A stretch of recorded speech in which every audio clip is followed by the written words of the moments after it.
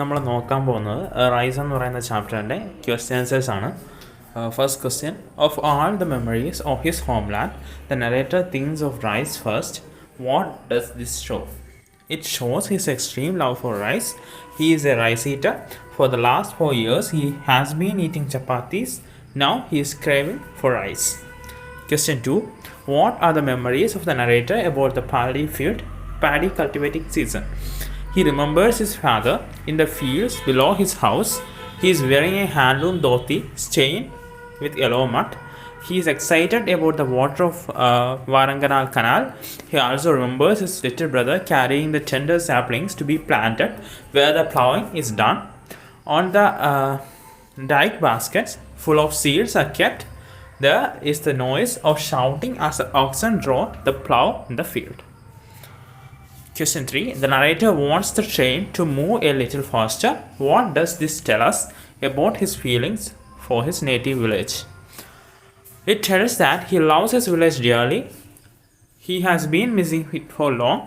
He wants to reach it as quickly as possible. We see his nostalgic feelings here. Question 4. What changes in the native village does the narrator notice on his return? There are many changes in his native village. The palm thatched houses are gone. There are only rubber plants there. There are no rice fields anymore. There is no noise of people below. No shouts of ploughing. The whole field is planted with coconut palms. In the corner along the canal there are the dealwood trees which were not there before. Question 5. Rubber plants have taken the place of paddy. What does this imply? It implies that food crops are replaced by cash or commercial crops. People don't anymore cultivate their favorite varieties of rice like Atikara, Modern and Vellaran. Now they survive on their rations which consist of wheat. Question 6. Only fools turn to rice farming for gain. Why does the father say so? The father says so because nobody promotes the farming of rice. Rice farming was quite inconvenient and the farmer gained nothing. Rubber brings better money. The government gives rice to those who have no paddy fields. What does the ship of the sky represent? It represents the aeroplane, as the ship of the desert represents the camel. Question 8.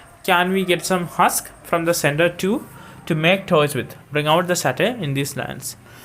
The poet had gone to North India and did a 4-year research on making toys with husk. He got a doctoral degree at the end of his research. Now he comes back to Kerala to find out that there is no more rice cultivation and consequently no husk to make toys with. To make toys with husk, he has to get husk from the center. He did the research to help the state to find employment and income. What use the state will have now with his doctorate? Think and write question number 1. Why does the narrator feel confused as he walks home? The narrator feels confused as he walks home because things were quite different from the state he had left. He had left them before he went to North India for his research that took him 4 years. The palm thatched houses that were in the distance had gone. All around him he sees rows of rubber plants on the ridge. They have grown twice his height. He used to see Modern and Vellaran there in the past. Now nothing. So he is confused. Question 2. Why does the father wear a contented look? The father wears a contented look because he is excited about the water of Varanganal Canal. He is getting enough water from the canal so that he can start his planting. He is happy with his work. Question 3. What changes have occurred in the lifestyle of the farmers when they shifted from food crops to cash crops? Their life has become comparatively easy. They don't have to struggle in the field wearing wet and muddy clothes. They are happy that they have stopped producing food crops.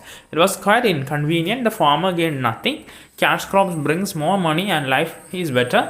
They feel good times have come, but they have to eat wheat instead of their favorite varieties of rice. At the question number 4 and answers നോക്കാം. Only fools turns to rice farming for gain. The government gives rice to those who don't have paddy fields. Narrator wants to eat Atikara rice, but his younger brother is bringing the ration from the household, which consists of only wheat. The chief minister flying like an arrow to the center to clamor for more gains. Can we get some husk from the center too to make toys with it? This is the bitterest satire because he has a doctorate degree of making toys with husk. Question 5. The poem is the contrast between expectations and reality. Prepare a write-up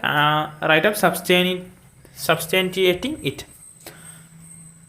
The poem is definitely a contrast between expectations and reality. The narrator goes to North India to do a research on making toys with husk, as there is a lot of husk in Kerala because of huge amount of paddy produced at that time. He spends 4 years and gets a doctorate. Naturally, he has plans to use his knowledge and expertise to make toys from husk and thus generate employment opportunities for others.